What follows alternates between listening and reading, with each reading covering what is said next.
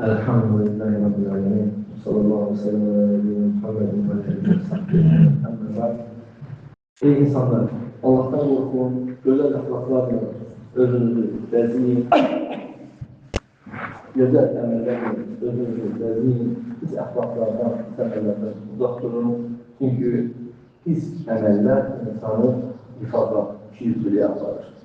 İnsan ne kadar pis emel edilse de el olur. Hangisinde rütbaysı var?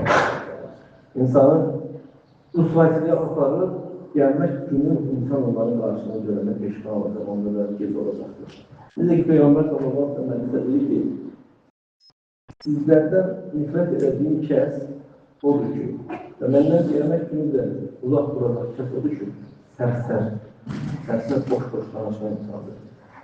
Veyahut da ki, beş şey yoktur, ne gel danışın, korkuyu öldüğünü, arasına gelerek oradan buradan, diyorsun insanların sorunları əlaqə edilməmlik deyil. Peyğəmbər sallallahu bildirir ki, bunların ən hoşuma gəlməyən kəsdir.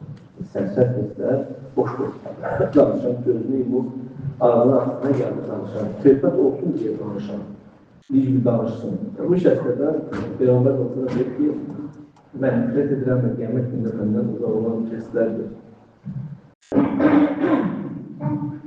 Üç sinif insan vardır ki, insanlar ondan əziyyət çəkir. Üç sinif insan, onlardan da birindən deyir, əxlaqlarında xəstəliyi olan insanlar. Əxlaqında xəstəliyi olan insanlardan insanlar əziyyət çəkir. Həqiqətən. Yəni, danışımda, hərəkətində, iktilərdə hamı yedi bir hafta şikayətləriniz. Ciddi problemlərdə əxlaqında problem var. Bu sinif insanlardan insan pazarlıqdır, uzaq durmalıdır, onlarla pazarlıqla əlaqəli yaxın tutmamalıdır. Çünki o insanlar insanın dünya vaxtında alacağı xeyirlərdən insan məsələdir. Sən də qoşur özünə, heç diləməsən, onun pis sözlərini qolaşırsan, onun pis əməllərini görürsən və etiraz eləmirsən. Çünki sizlərdən biri bir münkər götürür də onun diliyle, əliyle, bacarmasa diliyle və bacarmasa qəlbində inkar eləməlidir. Yəni, bu da imanın ən zəlidir. Yəni, hər bir yeri durub təkkilik etməlidir. Hər bir kəsini başlayır öz aləmizdə, bu başlıq elədiğimiz şeylərdən soruşulacaq. Əgər hükümümüz altında iş yerlərimizdə, evlərimizdə, kimin düşünə yasaqlıdır, bir mümkün götürür, daha ələn dəyişmələsin. Əgər bunu bacarmırsanız, bunu da bacarmırsanız, qəlbində o mümkün eləməlisən, bu da imanın ən dəyəridir. Bunun üçün də biz Allah subhanətələ bu eləməliyik ki, Allah subhanətələ bizləri gözəl əxlaq sahiblərindən, sən həmişə bunu duanı eləməlisən.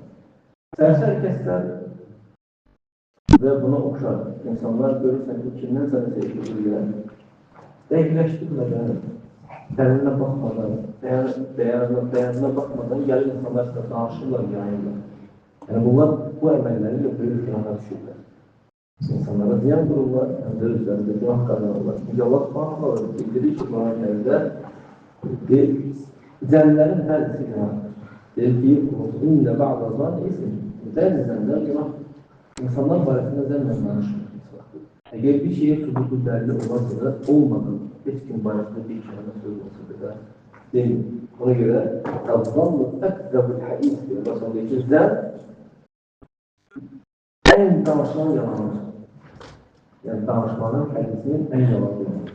İnsan hər şeydən də danışırsa da, bu insan bu sıfatlı olan insandır. Ona görə Peyğəmbər sallallahu deyir ki, kəfə bilmən, kəzibən, həddə bir kulli məsələ. Bir kəsə yalan olaraq kifayətdir ki, hər eşitini danışsın. Hər eşitini danışsın. Eşidə bilərsin. Amma dəqiqləşdirmədən, bilmədən, heç nəyində danışma gələn, çünki Peyğəmbər sallallahu aleyhi qeyli və qali qadağı, yəni dedikodunu qadağı, o dedikodu deyirlər. Bu şeyləri qadağı edir və çoxlu sual vermək, çoxlu sual, yəni boş-boşuna suallar. Həm də dünyanın axirətinin faydası yoxdur, boş-boş suallar soruşursa, bunu qadağı edir, həmisindən malı zayi eləməli. Fərqi yoxdur, istər mallıdır, qızılcılmış olsun, istərsə, hər bir sənin mümkün olan bir malları zayi eləməli. İnsan lazımdır ki, Allah haqqında sözlər danışmasın və ona bəyan olmayan bir şeylər havasına uyur, onu yaymasın və insanların haqqına bilməsin, ey Allah qulları, Allahdan qorxun, pis əxlaqlardan, pis hallardan uzaq durun. Bu sizin Rəbbinizin sizə olan bir vəsiyyətidir. Allah subhanahu Kur'an-ı Kerim'de de diyor ki, ey iman getirenler, Allah'tan korkun ve doğru söz söyleyin. Emellerinizi ıslah eləsin, günahlarınızı bağışlasın. Kim Allah'a ve Resulüne itaat ederse de büyük bir uğrağa tapmış olur. Allah subhanahu deyən ki, biz Allah subhanahu Kur'an-ı Kerim'de de onu bildirir, müminler diye götürür. Rabbena atina fid dunya haseneten bize dünya yaxşılıklarını verir. O fil ahiret hasene, hemsinin ahiret yaxşılıklarını verir. O fil ahiretler bizleri cehennem azabından korusun. Allah'tan isterim ki bizleri cehennem azabından korusun. İslam'ın ve Müslümanları izzetlendirsin, şirk ve müşrikleri ilerlesin. Allah subhanahu ölçemizi ve başka Müslüman ülkelerini ülkeden şerden korusun, her insanlardan korusun ve şerleri onlardan uzak etsin. Barakallahu fikum.